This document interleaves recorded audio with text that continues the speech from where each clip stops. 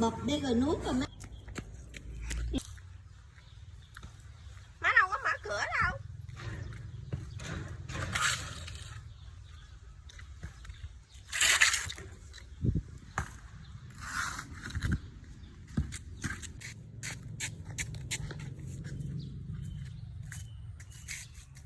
Ba ngày nó trồng bông trang mà cây này nó bị héo rồi nè.